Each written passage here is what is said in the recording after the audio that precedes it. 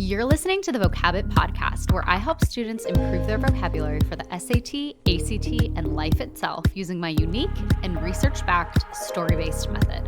On this podcast, I'm sharing the best tips and tricks for a more enriched vocabulary and pain-free test day. Hello, and welcome to episode number 25 of the Vocabit podcast. I'm Erica Abbott, a former English and history teacher, the author of the young adult novel Ahead of Her Time, and the founder of the eponymously named vocabulary company, Vocabit. There are a lot of fun things happening over at Vocabit HQ these days. If you haven't listened to the past couple of episodes, I highly suggest going back and getting caught up. They're all about potential changes to our education system when we return in the fall. The other thing that I wanted to remind you about is that for every annual Vocabit membership purchased in June, you are able to donate one to someone who might not otherwise be able to afford it. If you're planning on doing some SAT prep over the summer and are going to be getting a membership anyway, I definitely suggest doing it now because you can get the same thing and help someone else at the same time. If you would like to apply for one of these scholarships, just go to vocabit.com/scholarships, or there's also a link in the side menu. All right, I have a fun little vocabulary boosting story for you guys today called Karen and the Weed. It is a lighthearted story, but it could definitely also be kind of an interesting allegory. You can certainly draw some conclusions about the risks of meddling and why sometimes it's better just to stay in your own lane.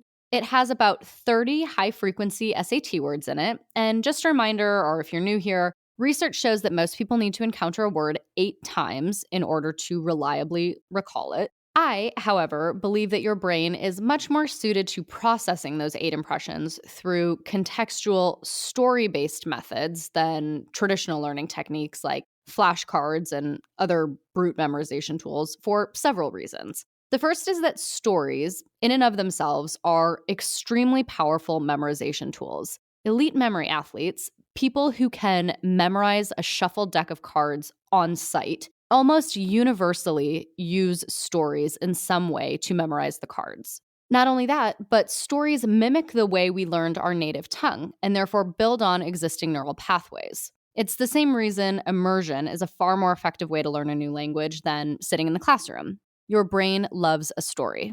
And the research shows that it doesn't really matter what type of story you're listening to. You can kind of just listen to whatever interests you. The stories don't have to be stuffy in order to be educational, so I try to write fun stories, and I weave in big words that you really don't even need to consciously be worrying about.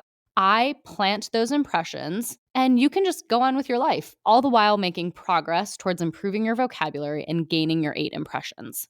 To double your impressions and therefore potentially double your speed at learning all these words, make sure to sign up for a Vocabit membership. Members can read the stories in addition to listening to them, so you're getting 2 impressions instead of 1 through your eyes and your ears. And not to go too deep into the research, but other research also indicates that the more senses you incorporate, the more effective the learning. So not only are you getting 2 impressions, but you're getting 2 impressions with different senses that way. You can sign up for a Vocabit membership at vocabit.com. Karen and the Weed, a vocabulary boosting short story by Erica Abbott. On my count, and go! Clad entirely in black, from her headband to her yoga pants, Karen scrabbled over the fence into her neighbor's yard. She'd hoped to be more elegant about it, James Bond-like even, hearkening back to her days as a gymnast. But she landed with a thud on her ample posterior before springing to her feet. "I'm in position," she radioed back to Mr. Karen. "God, it's even worse close up." Before her, a weed the size of a small child loomed against the back fence. Like a Venus flytrap, it seemed to be luring her in. Karen donned her industrial strength gardening gloves, ready to end the battle that had been waging, in her head mostly, for months. At first, Karen was amused by her neighbors' disinterest in their lawn. Even the weeds didn't bother her, thanks to her HOA's insistence on sturdy wooden fences between homes. But you know those weeds that look like prickly lotus plants? Well, apparently, if no one cuts or sprays them, they grow. Not just out, but up.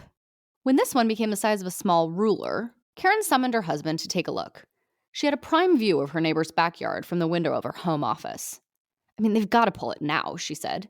"Who can ignore that?" Their neighbors could, apparently. And the weed continued to grow, its impact crescendoing in Karen's consciousness until she could take it no more. "It's not like I can ask them to pull it," Karen remarked to Mr. Karen one morning over coffee. How do you even start that conversation? Hey, your yard's starting to look like something out of Jumanji. The old one, I mean. Maybe take care of that? Mr. Karen got a speculative gleam in his eye. We could try to lasso it. Or I could try to spray some heavy-duty weed killer over the fence. Karen stifled a laugh, then muttered, too far away. It would be so easy, though. Approaching the wretched eyesore, Karen recalled that catalyzing conversation. I'll make this quick, she whispered to the weed, which up close rose almost to her chest. Crouching down, she grabbed the overgrown greenery near the base and yanked. It loosened its grip on the earth with surprisingly little resistance, trailing a gnarled ball of dirt and roots. Make it quick, Mr. Karen hissed into his walkie. I just saw light. Karen's eyes flashed to the house. A downstairs light was, indeed, on. She froze, holding the weed at arm's length for what seemed an interminable time. The sound of her breathing mingled with the howls of a hound in the distance. What would she do if caught red-handed? Dirt-handed? Was there even a phrase for weeding someone else's yard? The moment the light turned off, Karen hurled the odious plant back over the fence like an Olympic discus thrower. Not appreciating its callous treatment, the weed shot a fine spray of dirt in her eyes as a parting gift. Pfft, she wiped her eyes, then hopped the fence with far more alacrity than she had the first time. Disposing of the remains in a black trash bag, her husband pulled her in for a hug. It's not like they'll notice, he said. You did them a favor, really. The next morning, Mommy, it worked! The neighbor's child pulled on his mother's hand, dragging her across the yard. Karen and Mr. Karen were having breakfast outside, partially because it was a nice morning, partially because they were monitoring for fallout. My science experiment! It worked! He squealed.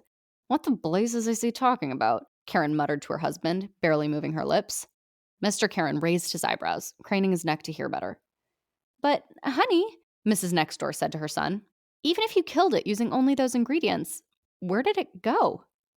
There was a heavy pause. Then the child let out a primal cry of satisfaction. I invented disappearing potion?